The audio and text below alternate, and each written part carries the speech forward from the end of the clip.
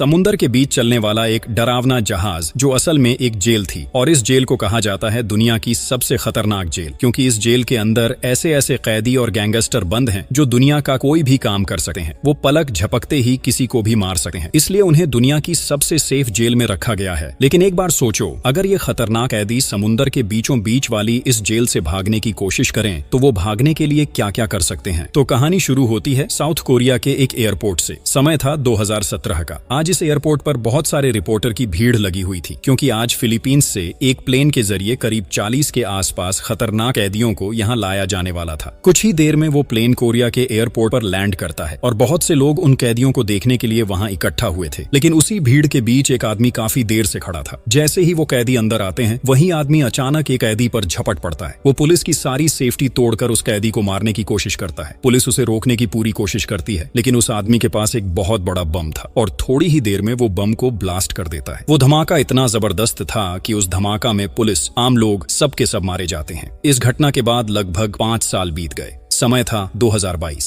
हम उसी समुंदर पर पहुंचते हैं जिससे फिलीपींस से वो खतरनाक कैदी आए थे। पिछली बार जैसी कोई घटना फिर न हो, इसी वजह से इस बार निर्णय लिया गया कि उन्हें फ्लाइट से नहीं बल्कि समुंदर रास्ते से कोरिया लाया जाए। उनके साथ करीब 20 पुलिस यूनिट भी तैनात कर दी गई। हर यूनिट के पुलिस बहुत पावरफुल थे ताकि किसी भी हाल में कोई कैदी भाग ना पाए। जिस जहाज में उन्हें ले जाया जाना था वह भी असल में दुनिया की सबसे सेफ जेल जैसा ही था। वहाँ कैदियों की सिक्योरिटी के लिए हर व्यवस्था मौजूद थी। वह जहाज एक कार्गो शिप था। अब हर कैदी को समुंदर पर लाया गया। आज वहां लगभग 47 कैदी थे। ये सभी अपराध करके बचने के लिए फिलीपींस भाग गए थे, पर अब इन्हें कोरिया वापस लाया जा रहा था। यहाँ के हर कैदी बहुत हिंसक थे। उनके दिलों में कोई दया नहीं थी। वे किसी भी अन्य कैदी या इंसान से कम नहीं थे। किसी को भी जानवर की तरह काट डालना और किसी की जिंदगी छीन लेना इनके लिए कोई बड़ी बात नहीं था। और आज ये सारे कैदी इस जहाज से भागने का पूरा प्लान बनाकर आए हैं। उन्होंने पहले से ही हर चीज की तैयारी कर रखी थी। लेकिन इन सभी कैदियों में सबसे डरावना कैदी था एक आदमी जिसका नाम था पार्क, जिसने अब तक करीब 30 औरतों का रेप करके उन्हें मार डाला था। वो बहुत ही बेहुदा और घमंडी किस्म का इंसान था। जब डोसुक नाम का एक पुलिस अफसर उससे उसके अपराधों के बारे में पूछताछ कर रहा था, तब पार्क के चेहरे पर जरा भी पछतावा नहीं था, बल्कि वो कह रहा था कि उसने ये सब किया क्योंकि उसके पास ताकत थी। उसने डोसुक को भी बहुत उल्टी सीधी बातें कही। ये सुनकर डोसुक बुरी तरह गुस्से में आ गया और उसने वहीं पर पार्क की पिटाई कर दी। लेकिन पार्क ने भी गुस्से में डोसुक के ऊपर थूक दिया, जिससे डोसुक और भड़क गया और उसने सबके सामने उसे फिर से पीटा और सख्त चेतावनी दी कि आगे कभी पुलिस से भिड़ने की कोशिश न करे।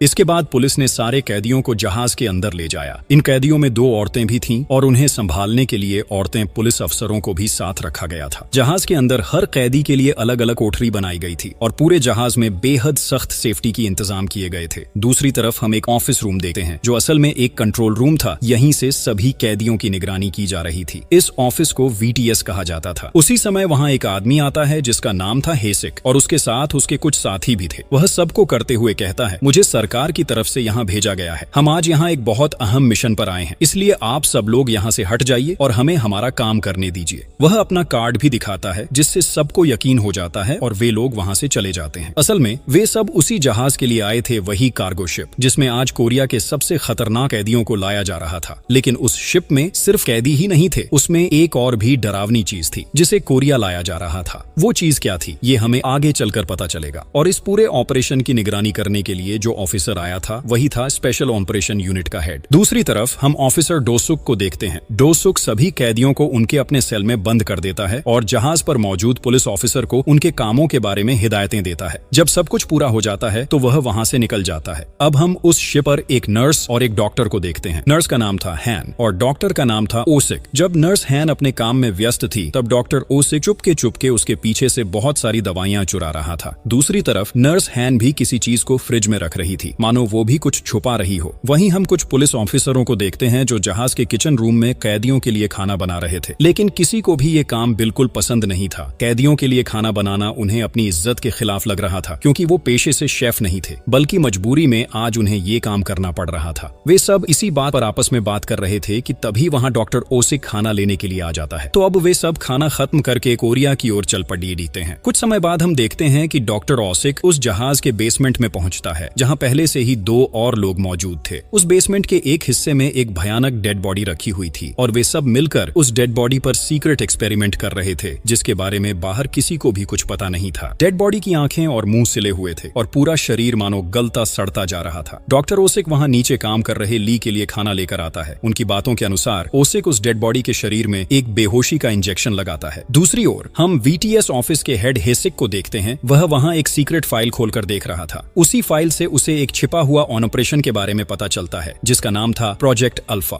धीरे धीरे शाम ढल जाती है और रात हो जाती है। जहाज पर मौजूद सभी लोग थक चुके थे, इसलिए ज्यादातर पुलिस ऑफिसर सो गए, जबकि कुछ ऑफिसर अब भी साथ बैठकर बातें कर रहे थे। अब दूसरी तरफ हम उस कैदी पार को देखते हैं। वही कैदी जो दिखने में बेहद डरावना था। उसके पूरे शरीर पर अजीब अजीब टैटू बने हुए थे। वह अचानक अपने पेट के अंदर से एक पिन निकालता है और उसी पिन की मदद से अपनी हैंडकफ खोल देता है, जिससे उसे चेन सिस्टम से बांधा गया था। फिर पार्क वही पिन पास के एक और कैदी को दे देता है और वह कैदी भी उस पिन की मदद से अपनी हथकड़ी खोलने की कोशिश करता है। दूसरी ओर जहाज पर पुलिस के साथ कुछ स्टाफ मेंबर भी मौजूद थे, जिनका काम था पुलिस को अलग अलग कामों में मदद करना। अब उन्हीं में से कुछ स्टाफ एक कमरे में जाते हैं जहां हथियार रखे हुए थे। वे वहां से कुछ हथियार उठा लेते हैं। तभी हमें पता चलता है कि ये लोग असल में क्रिमिनल थे, जो कैदियों को छुड़ाने के लिए भेस बदलकर स्टाफ बनकर जहाज में घुसे थे। लेकिन जैसे ही ये नकली स्टाफ हथियार लेकर उस कमरे से बाहर निकलते हैं, तभी वहां मौजूद कुछ पुलिस ऑफिसर उन्हें देख लेते हैं। लेकिन पुलिस कुछ करने से पहले ही वो सब मिलकर उन पुलिस अफसरों को मार डालते हैं। एक एक कर कई पुलिस वालों को मारने के बाद वे सीधे शिप के कंट्रोल रूम की तरफ बढ़ते हैं, जहां जहाज का कैप्टन और इंजीनियर मौजूद थे और वही लोग असल में जहाज चला रहे थे। वे क्रिमिनल वहां भी पहुंचकर एक एक कर सभी को मार देते हैं। वहां पर उन्होंने सिर्फ एक ही इंसान को जिंदा छोड़ा। शायद उसी के जरिए अब वो जहाज चलाएंगे। फिर वे उसी रूम में रखे हर डिवाइस को नष्ट कर देते हैं, जिनके जरिए जहाज बाहर से कनेक्ट होता था। अब उन रास्तों को बंद कर देने की वजह से इस जहाज से अब कोई सिग्नल या कॉल नहीं जा पाएगा। बाहर किसी को पता ही नहीं चलेगा कि जहाज अभी कहां है। इन सब चीजों को नष्ट कर देने से VTS के साथ इस जहाज का पूरा कनेक्शन टूट जाता है। VTS किसी भी तरह से अब जहाज का सिग्नल पकड़ नहीं पा रहा था। यह देखकर ऑफिसर हेसिक बेहद गुस्से में आ जाता है और वहां मौजूद हर एक आदमी से कहता है कि किसी भी तरह से जल्दी से कनेक्शन बहाल करो। दूसरी तरफ हम जहाज के अंदर एक लेडी पुलिस अफसर को देखते हैं, जिसका नाम था सुमिन। सुमिन अपने काम में व्यस्त थी, लेकिन अचानक उसे अपने फोन से पता चलता है कि जहाज के सिग्नल सिस्टम में कुछ गड़बड़ हो गई है। वह तुरंत अपना वॉकी टॉकी चेक करती है, लेकिन पाती है कि वो भी काम नहीं कर रहा। सुमिन ये बात अपनी साथी मोनियन को बताती है, जो उसे कहती है कि वो यहीं रुके, जबकि वह जाकर सिग्नल चेक करती है। उधर जिस कैदी ने पिन की मदद से अपनी हैंडकफ खोलने की कोशिश की थी, उसका हाथ अचानक एक पाइप के बीच फंस जाता है। उससे आवाज निकलती है, जिसे सुनकर कुछ पुलिस अफसरों को शक होता है कि शायद जहाज में कुछ गड़बड़ चल रही है। इसलिए एक पुलिस अफसर कैदियों को चेक करने के लिए वहां आता है। वह सबसे पहले पार्क के सेल में जाता है। शुरू में पार्क बहुत सिंपल और शांत नजर आता है, लेकिन कुछ ही पलों बाद पुलिस अफसर को दिखता है कि पार्क के हाथ में हैंडकफ नहीं है, और जैसे ही वो कुछ करने की कोशिश करता है, पार्क उस पुलिस वाले पर झपट पड़ता है और उसे तुरंत मार डालता है। फिर पार्क का एक और साथी भी अपनी हैंडकफ खोल लेता है। अब दोनों मिलकर अपने आसपास मौजूद सभी पुलिस अफसरों को मार डालते हैं। इसके बाद वे दोनों एक एक करके अपने बाकी साथियों को भी छुड़ा लेते हैं। मतलब अब सारे कैदी पूरी तरह से आजाद हो चुके थे। पार्क अपनी जबरदस्त ताकत और खतरनाक स्वभाव की वजह से सभी कैदियों द्वारा लीडर मान लिया जाता है। उनके बीच एक ऐसा लड़का भी था जो सिंपल और शांत नजर आता था। उसका नाम था जिसुक, और उसके साथ एक बुजुर्ग व्यक्ति भी था। ये दोनों हमेशा पार्क और उसके साथियों से दूर रहते थे, लेकिन पार्क जिसुक से कहता है कि अब वह इस पूरी टीम का लीडर है और उसे अपनी टीम में शामिल होना होगा। जिसुक तुरंत मना कर देता है और कहता है कि वह अकेले ही ठीक है, किसी की टीम में शामिल नहीं होना चाहता। जिसुक के मना करने पर पार्क कुछ भी नहीं कहता।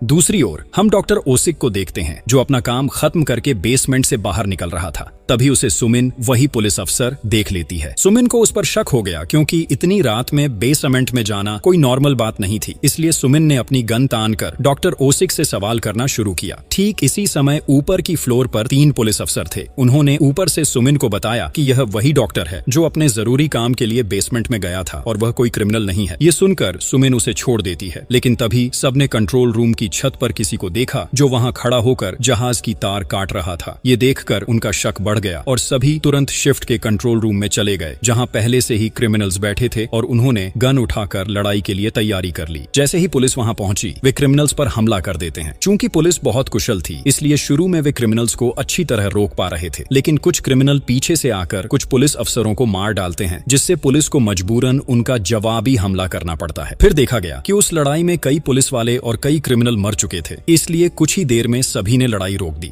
लेकिन उन पुलिस वालों में सुमेन बहुत चालाक था। वह तुरंत अपने प्लान के मुताबिक क्रिमिनल्स पर पलटवार करता है। फिर वो और उसके साथी मिलकर कंट्रोल रूम में मौजूद सारे क्रिमिनल्स को मार देते हैं और इस तरह कंट्रोल रूम पूरी तरह उनके कब्जे में आ जाता है। कंट्रोल रूम के एक कोने में वही बंदा बैठा था जिसे क्रिमिनल्स ने जहाज चलाने के लिए जिंदा छोड़ा था। वह घायल हालत में था। सुमेन उसे देकर उसके पास जाता है। उस घायल आदमी ने सुमेन को बताया कि क्रिमिनल्स ने जहाज के सारे सिग्नल डिवाइस नष्ट कर दिए हैं और बाहरी कांटेक्ट के रास्ते भी बंद कर दिए हैं। असल में ये क्रिमिनल्स भागने की साजिश रच रहे हैं। जब यह जहाज किसी दूसरे जहाज के पास पहुंचेगा तो वे दूसरी जहाज में जाकर भागने की कोशिश करेंगे। लेकिन अब कोरिया के VTS के पास कांटेक्ट करने का एकमात्र रास्ता बचा है और वह है जहाज के बेसमेंट के जरिए। बेसमेंट में एक छिपा हुआ डिवाइस होता है जो सिग्नल भेज सकता है और वहां एक सैटेलाइट फोन भी मौजूद है जिसके जरिए वे कोरिया में सिग्नल भेज सकते हैं। इससे VTS उनके लिए इमरजेंसी मदद भेज सकेगा। यह जानकर सुमेन अपने साथियों के साथ बेसमेंट की तरफ बढ़ती है। दूसरी ओर डॉक्टर ओसिक डर के मारे अपने कमरे में वापस चला आता है जहां नर्स हैन मौजूद थी। वह हैन के साथ किसी विषय पर बातचीत कर रहा था। इसी बीच हम देखते हैं कि कैदी पूरी तरह से अपने फ्लोर पर आजाद हो चुके थे। उन्होंने वहां मौजूद सभी पुलिस अफसरों को मार दिया और उनकी लाशों को फ्रीजर में बंद कर दिया। अब कैदी जहाज के चारों तरफ घूमकर हालात का जायजा ले रहे थे। इसी दौरान पार्क अपने साथियों के साथ चलते हुए जहाज के बेसमेंट तक पहुंच जाता है, लेकिन वहां पहले से ही 2 लोग मौजूद थे जो डॉक्टर के एक्सपेरिमेंट में मदद कर रहे थे। तो वे लोग बेसमेंट में डेड बॉडी पर एक्सपेरिमेंट कर रहे थे, लेकिन जैसे ही उन्होंने डेड बॉडी में एक नई दवा डाली, थोड़ी ही देर बाद डेड बॉडी हिलने लगी। शुरुआत में उन्हें लगा कि यह सिर्फ उनकी कल्पना है, इसलिए उन्होंने इसे ज्यादा सीरियसली से नहीं लिया। इस बीच सभी क्रिमिनल्स बेसमेंट में पहुंच चुके थे। वे वहां इसलिए आए थे ताकि सैटेलाइट फोन ढूंढ सकें। बेसमेंट में कुछ जहाज के इंजीनियर भी मौजूद थे, लेकिन पार्क और उसके साथी उन इंजीनियरों को मार देते हैं। इसके बाद पार्क एक और इंजीनियर से सैटेलाइट फोन के बारे में पूछता है। पार्क और उसके साथियों की हत्या देकर इंजीनियर बहुत डर जाता है और तुरंत उन्हें बताता है कि फोन बेसमेंट के ऊपर के कमरे में रखा है। पार्क और उसके साथी उस कमरे में चले जाते हैं और सैटेलाइट फोन ढूंढ निकालते हैं। फिर वे सब मिलकर उस फोन को तोड़ देते हैं ताकि जहाज पर कोई भी बाहर से कांटेक्ट न कर सके और उन्हें आसानी से भागने का मौका मिल सके। इसके अलावा वे धीरे धीरे जहाज पर मौजूद पुलिस अफसरों को क्रूरता से मारते हुए आगे बढ़ते हैं। अब जहाज पर मौजूद बाकी पुलिस भी समझ जाती है कि बेसमेंट में शायद हमला हुआ है, इसलिए वे सभी उस तरफ दौड़ते हैं। शुरू में उनकी संख्या कम थी, लेकिन रास्ते में वे और पुलिस अफसरों को पाते हैं। असल में यह कार्गो शिप बहुत बड़ी थी, इसलिए यहाँ कई लोग एक साथ मौजूद थे। अब कई पुलिस अफसर इकट्ठे हो जाते हैं और सब मिलकर बेसमेंट की तरफ बढ़ते हैं। दूसरी ओर बेसमेंट में पार्क अपने साथियों के साथ बैठा था। वह वहाँ एक इंजीनियर को टॉर्चर कर रहा था। ठीक उसी समय पुलिस अफसर बेसमेंट में पहुंचते हैं और समझ जाते हैं कि सभी कैदी अब आजाद हो चुके हैं। पुलिस फिर उन्हें फिर से काबू में करने की कोशिश करती है, लेकिन पार्क और उसके साथी इतने खतरनाक थे कि वे तुरंत पुलिस पर झपट पड़ते हैं। पुलिस अफसर चाहे कितने भी कुशल हों, वे इनके सामने टिक नहीं पा रहे थे। पार्क लगातार उन्हें गोली मारते रहता है। इसी बीच एक पुलिस अफसर भागने की कोशिश करता है, लेकिन अचानक उसके सामने वही भयानक डेड बॉडी आ खड़ी होती है जो अब फिर से जिंदा हो चुकी थी। असल में उस बॉडी पर एक बेहद खतरनाक एक्सपेरिमेंट किया गया था जिसका नाम था प्रोजेक्ट अल्फा। ऐसी डेड बॉडी को अल्फा कहा जाता है। यह अल्फा उस आदमी को इतनी ताकत से मारता है कि एक ही वार में वह आदमी तुरंत मर जाता है। अल्फा असल में दुनिया का सबसे खतरनाक जीव है। इसे मारना असंभव है। इसका शरीर मानो पूरी तरह लोहे का बना हो। गोलियां या चोटें कोई असर नहीं करती। हालांकि इसकी आंखें पूरी तरह से गई थीं, फिर भी यह आसपास मौजूद इंसान की मौजूदगी और शरीर का टेम्परेचर महसूस कर सकता है। इसका मुख्य काम है कि सामने जो भी मिले उसे मार देना।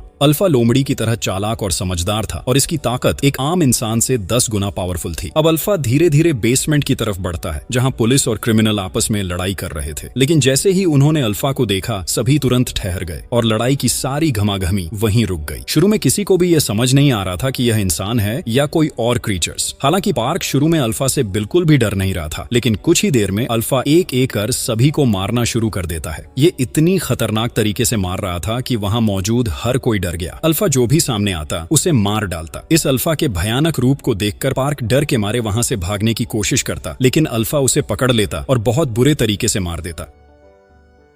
अब बचा था सिर्फ सीनियर ऑफिसर डोसुक, लेडी ऑफिसर सुमिन और कुछ अन्य पुलिस अफसर, और कैदियों में बचा था जिसुक और बुजुर्ग व्यक्ति जो पार्क की टीम में शामिल नहीं हुए थे। जिसुक सभी को अल्फा के हाथों से बचाने की कोशिश करता है और चुपचाप उन्हें वहां से भागाने की प्लान बनाता है, लेकिन अल्फा इसे समझ जाता है और सीधे जिसुक की तरफ बढ़ता है, उसे मारने की कोशिश करता है। हालांकि अब तक अल्फा के सामने कोई लड़ाई नहीं कर पाया। जिसुक यहाँ अल्फा से बिना किसी मुश्किल के लड़ाई कर रहा था, लेकिन यह कैसे कर पा रहा था ये हमें आगे जाकर पता चलेगा। अब जिसुक अल्फा से लड़ाई करता है और सभी को लेकर किसी तरह वहां से निकल जाता है। हालांकि अल्फा से लड़ते समय जिसुक को उसके हाथ में बहुत बड़ा चोटें लग जाती हैं, जिसे देखकर सुमिन बहुत डर जाती है। सुमिन जिसुक से कहती है कि उन्हें जितनी जल्दी हो सके जहाज के डॉक्टर के पास जाना चाहिए। इस बीच उनके साथ जो बुजुर्ग आदमी था उसका नाम था ली सुमिन से कहता है कि अल्फा के शरीर पर जो कपड़े थी वह अब के समय की नहीं लग रही, ये उसने बचपन में ही कभी देखा था, लेकिन आज जैसी कपड़े हैं वैसी अब देखने को नहीं मिलती। सुमिन कहती है कि अब कपड़े से क्या हो सकता है यह नहीं पता और उन्हें प्लान बनाना होगा कि कैसे अल्फा के हाथों से बचा जाए। इसके बाद सुमिन जिसुक को लेकर डॉक्टर के पास चलती है। दूसरी ओर हम कोरिया के VTS ऑफिस को देखते हैं। वहाँ ऑफिसर हेसिक सैटेलाइट के माध्यम से कुछ तस्वीरें फोटो है जो उस कार्गो शिप की थी। साथ ही उन्होंने कुछ टेक्नोलॉजी का इस्तेमाल करके सैटेलाइट के जरिए शिप का लोकेशन भी पता कर लिया था, लेकिन लोकेशन मिलने के बावजूद वे किसी भी तरह शिप के लोगों से कांटेक्ट नहीं कर पा रहे थे। तभी ऑफिसर हेसिक के पास उनके बॉस का फोन आता है जिनका नाम था डोंग वहाँ हेसिक से जहाज के लोकेशन के बारे में पूछता है। हेसिक जवाब देता है कि वे किसी भी तरह जहाज से कांटेक्ट नहीं कर पा रहे हैं। डोंग ये सुनकर बहुत गुस्से में आ जाता है और हेसिक से कहता है, मैं ये सब सुनना नहीं चाहता, जो काम मैंने तुझे दिया है वह तुझे पूरा करना ही होगा, चाहे जो भी हो मुझे अल्फा चाहिए। अगर तू ये काम नहीं कर पाएगा तो तेरी मौत मेरे हाथों होगी। हेसिक कहता है, अब मैं क्या कर सकता हूँ बॉस। डोंग बताता है कि उसने उसके लिए एक हेलीकॉप्टर का इंतजाम किया है। वह चाहता है कि हेसिक तुरंत अपनी टीम लेकर उस जहाज की ओर रवाना हो और किसी भी हालत में अल्फा को अपने साथ ला आए। अगर हेसिक यह काम कर लेता है तो डोंग उसे बहुत सारा पैसा दे देगा। दूसरी तरफ हम जहाज के अंदर उन 2 महिला क्रिमिनल्स को देखते हैं। वे भी अब आजाद हो चुकी थीं। उन्होंने उसी पुलिस अफसर को जो सुमिन के साथ काम करता था हैंडकप पहनाकर बंधा हुआ रखा था। उसी वक्त वहाँ किंगसू नाम का एक कैदी अपने कुछ साथियों के साथ आता है। किंगसू उन महिला कैदियों से कहता है कि वे जितनी जल्दी हो सके यहाँ से भाग निकलें, वरना सबकी जान खतरे में पड़ेगी, क्योंकि जहाज के अंदर एक भयानक राक्षस की उपस्थिति महसूस की गई है। पर वह महिला किंगसू से उस बात पर मजाकत उड़ाती है। दूसरी ओर हम वही डॉक्टर देखते हैं जो किसी कमरे में नर्स हैन के साथ था। तभी उस कमरे के बाहर अल्फा आ जाता है। हैन आवाज सुनकर दरवाजे के पास जाकर देखने लगती है। तब अल्फा को पता चल जाता है कि उसके सामने इंसान है और वह तुरंत ही बहुत बेरहमी से हैन को मार डालता है। यह देखकर डॉक्टर भी काफी डरा हुआ महसूस करता है और दौड़कर वहां से भागने की कोशिश करता है। भागते हुए उसकी सामने में सुमिन आ खड़ी होती है। सुमिन के साथ ऑफिसर डोसुक, जिसुक और ली भी थे। वे सब मिलकर डॉक्टर को पकड़ लेते हैं और उसे मौत के डर से डराते हुए उससे पूछते हैं कि अल्फा जहाज में कहां से आया है और क्या वह इस पूरे मामले में शामिल है। क्योंकि सुमिन ने उसे आज रात बेसमेंट से निकलते देखा था, इसलिए सुमिन को पूरा शक था कि डॉक्टर भी अल्फा के इस मामले में शामिल है। वे लोग डॉक्टर को तरह तरह से डराते हैं और अंत में डॉक्टर बता देते हैं कि वह वाकई प्रोजेक्ट अल्फा से जुड़ा था। उसने बताया कि वह सिर्फ पैसे के लिए इस प्रोजेक्ट में आया था, पर वह ये नहीं जानता कि यह डेड बॉडी असल में किसकी है और उसने उस डेड बॉडी को ऐसे बनाने में भी कोई हाथ नहीं रखा।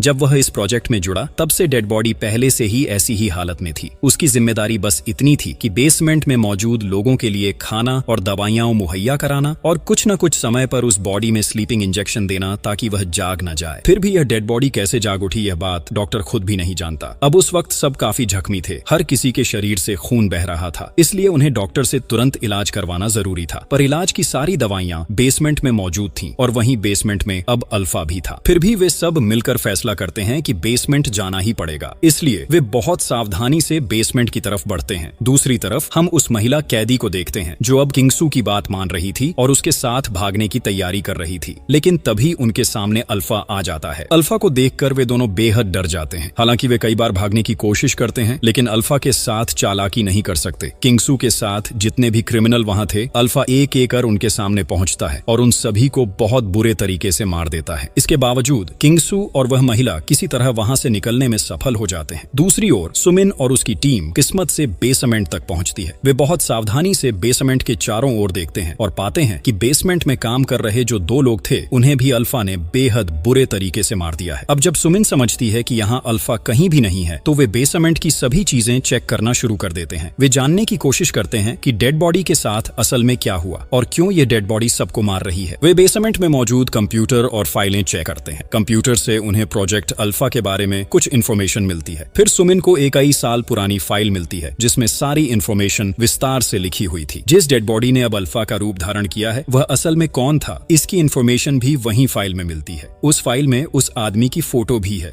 असल में इस आदमी का नाम था किम, जिसका जन्म 1911 में हुआ था। वह जापानी आर्मी का एक सॉलिडर था। लेकिन जब जापान में एक बड़ा युद्ध शुरू हुआ तब जापानी सॉलिडर उसे अपने दुश्मनों को हराने के लिए एक शक्तिशाली हथियार के रूप में इस्तेमाल करना चाहते थे। तब कुछ साइंटिस्ट्स ने मिलकर उसके शरीर पर डिफरेंट तरह की एक्सपेरिमेंट किए और हर एक एक्सपेरिमेंट का रिजल्ट बहुत सफल रहा। अब डॉक्टर एक लैपटॉप के माध्यम से उस एक्सपेरिमेंट की पूरी इन्फॉर्मेशन ढूंढ लेता है। सब कुछ जानकर वह सुमिन को बताता है कि किम को एक्सपेरिमेंट के दौरान बहुत दर्द सहना पड़ा था। साइंटिस्ट्स ने उसके पूरे शरीर को भयानक रूप से क्षत विक्षत कर दिया था। इसके अलावा उसके शरीर में एक पदार्थ डाल दिया गया था जिससे उसके सभी कोशिकाओं और अन्य अंगों की वृद्धि की प्रक्रिया स्थायी रूप से बंद हो गई। इस वजह से इतने वर्षों के बाद भी वह पहले जैसा ही दिखाई देता है। इस एक्सपेरिमेंट की वजह से वह इतना दर्द सहकर एक भयानक दानव में बदल गया जिसे अब अल्फा कहा जाता है। उसका शरीर अब क्षत विक्षत होने के बावजूद किसी प्रकार का चोट नहीं महसूस करता। एक बार जब वह किसी इंसान को मारना शुरू करता है तो वह उसे मारता ही रहता है।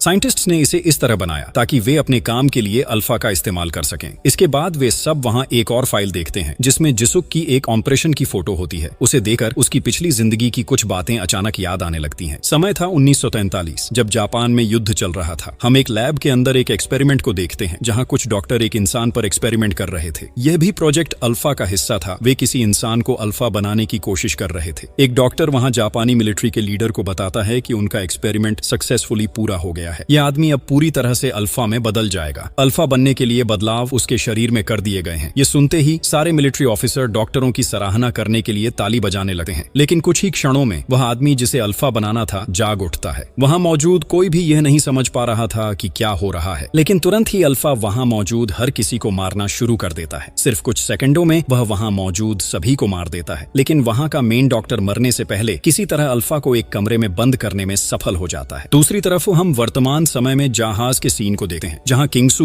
अपनी साथ वाली महिला के साथ भागने की कोशिश कर रहा था। वे दौड़ते हुए किसी तरह जहाज की एक लिफ्ट में पहुंच जाते हैं। लेकिन लिफ्ट जिस फ्लोर पर खुलती है वहां अल्फा खड़ा होता है। लिफ्ट में उनकी मौजूदगी महसूस करते ही अल्फा वहां पहुंच जाता है और तुरंत ही किंगसू को मार देता है। ठीक इसी समय वहां पुलिस ऑफिसर डोसुक पहुंचता है। डोसुक देखता है कि वह महिला कैदी अल्फा से बचने की कोशिश कर रही है। डोसुक दौड़कर उसके पास जाता है और उसे किचन तक सेफली पहुंचाता है। किचन में एक नॉर्मल टेम्परेचर वाला फ्रिज था। डोसुक महिला को थोड़ी देर फ्रिज में छिपने के लिए कहता है, लेकिन जब फ्रिज खोला जाता है तो देखा जाता है कि उसमें बहुत सारी डेडी बॉडी रखी हुई हैं। ये वही डेड बॉडी हैं जिन्हें किंगसू के साथी क्रिमिनल्स के हाथों मारे गए कैदियों की मारकर फ्रिज में रखा गया था और जिनको पार्क नामक कैदी पहले मारकर फ्रिज में डाल चुका था। अब डोसुक उस महिला को फ्रिज में छिपाकर बाहर आता है। कुछ ही समय में वहां अल्फा पहुंच जाता है। डोसुक गन से अल्फा को मारने की कोशिश करता है लेकिन वह किसी भी तरह सफल नहीं हो पाता। अल्फा उसके पास आता है और उसका गला दबा देता है, लेकिन डोसुक हार मानने वाला नहीं था। वह अल्फा के साथ लगातार लड़ाई करता रहता है। उनके बीच फाइट होती है जिसमें डोसुक काफी ज्यादा रूप से घायल हो जाता है। एक समय पर डोसुक में बहुत ज्यादा क्रोध और ऊर्जा जाग उठती है। वह एक चाकू लेकर अल्फा का एक हाथ काट देता है। यह काम करने के बाद वह बहुत ज्यादा खुश होता है। हालांकि अंत में अल्फा उसे मार देता है। फिर भी डोसुक के चेहरे पर अद्भुत शांति और संतोष की मुस्कान होती है। उसके बाद अल्फा सीधे उस फ्रिज के पास जाता है जहां वह महिला कैदी छिपी थी। फ्रिज के सामने अल्फा को देखकर वह भयंकर डर में पड़ जाती है। बचने के लिए वह मरे हुए इंसान की तरह नटा करती है, लेकिन ठंड और डर की वजह से उसके हाथ पांव कांप रहे होते हैं। फिर भी वह बहुत कोशिश करके खुद को कंट्रोल करती है। फिर अल्फा बिल्कुल उसके पास आता है और महिला के गाल पर हाथ फेरकर यह जांचता है कि वह जिंदा है या नहीं। महिला काफी मुश्किल से अपनी सांस रोककर छिपी रहती है। सौभाग्य से अल्फा उसे मरे हुए समझ लेता है और वहां से चला जाता है। ठीक इसी समय अल्फा बाहर से एक हेलीकॉप्टर की आवाज सुनता है। दरअसल यह वीटीएस टीम का हेलीकॉप्टर था जो अल्फा को पकड़ने के लिए आया था। वे तुरंत हेलीकॉप्टर से जहाज पर उतरते हैं। जहाज के अंदर बचे सभी लोग हेलीकॉप्टर की आवाज सुनकर बेहद खुश हो जाते हैं। वे सोचते हैं कि रेस्क्यू टीम उन्हें बचाने आई है, इसलिए सभी दौड़ते हुए हेलीकॉप्टर की ओर जाने लगते हैं। इसी बीच हम वीटीएस के ऑफिसर हेसिक और उसकी टीम को देखते हैं। सबसे पहले वहां महिला कैदी दौड़ते हुए हेसिक के पास आती है। महिला बार बार मदद की गुहार लगाती है और रिक्वेस्ट करती है कि उसे बचाया जाए, लेकिन वहां देखा गया कि महिला की चीख सुनकर हेसिक बेहद गुस्से में आ गया और उसे बचाने की बजाय उसने उसे गोली मारकर खत्म कर दिया। ठीक उसी वक्त सुमिन और उसके साथी पहुंचते हैं और हेसिक के इस कृत्य को देखकर दंग रह जाते हैं, क्योंकि एक अफसर होने के नाते उसने बिना वजह एक कैदी को मार दिया, जो बिल्कुल भी नॉर्मल बात नहीं थी। सुमिन तुरंत हेसिक की तरफ गन तानती है और उससे पूछती है कि उसने ऐसा क्यों किया। हेसिक किसी भी सवाल का जवाब दिए बिना ही उसे गोली मार देता है। फिर वह बाकी सबकी ओर मुड़कर कहता है, तुम सब एक बेकार टीम हो, तुम्हें बस एक सिंपल काम दिया गया था फिलीपींस से इस जहाज को कोरिया तक लाना, और तुम इस छोटे से काम को भी ठीक तरह से नहीं कर पाए। काम पूरा करने के लिए मुझे आना पड़ा, इसलिए अब तुम में से किसी का भी जीने का हक नहीं है। लेकिन ठीक उसी समय जिसुक वहां पहुंचता है और तुरंत हेसिक पर हमला कर देता है। देखा जाता है कि जिसुक के शरीर में दूसरों की तुलना में बहुत ज्यादा शक्ति है। वह एक एक करके हेसिक के हर साथी को मार रहा है और यहाँ तक कि हेसिक को भी मारने की कोशिश कर रहा है। ऐसा लग रहा था कि उसके मन में हेसिक के प्रति पुराना कोई गुस्सा है। लेकिन तभी हेसिक जिसुक के शरीर पर एक निशान देखता है, जो कि एक सील नंबर था। इसे देखकर हेसिक तुरंत समझ जाता है कि जिसुक पर भी किसी समय अल्फा प्रोजेक्ट का एक्सपेरिमेंट किया गया था, लेकिन शायद वह एक्सपेरिमेंट के दौरान भागकर बच गया था। अब हम जिसुक के अतीत का एक फ्लैशबैक देखते हैं। उस समय जिसुक एक बेहद खतरनाक गैंगस्टर था, जिसके लिए किसी इंसान को मारना बिल्कुल भी मुश्किल नहीं था। लेकिन एक दिन अचानक जिसुक को बेहोश कर दिया जाता और उसे जापानी मिलिट्री द्वारा पकड़ लिया जाता। जब जिसुक का होश लौटता है, वह खुद को एक एक्सपेरिमेंट लैब में पाता है, जहां उसका पूरा शरीर कट छेदन की स्थिति में था। वहीं उसके साथ कई अन्य लोगों पर भी एक्सपेरिमेंट चल रहा था। तभी एक डॉक्टर उसके पास आता है और उसके गले में एक इंजेक्शन डाल देता है। इसके तुरंत बाद उसका शरीर जोर जोर से कांपने लगता है। उसके कान और मुंह से खून बहने लगता है। कुछ ही समय में उसकी आंखें पूरी तरह नीली हो जाती हैं और ऐसा लगता है कि वह मर चुका है। लेकिन एक्सपेरिमेंट के दौरान मरने वाले सभी लोगों को एक ट्रक में भरकर खेत में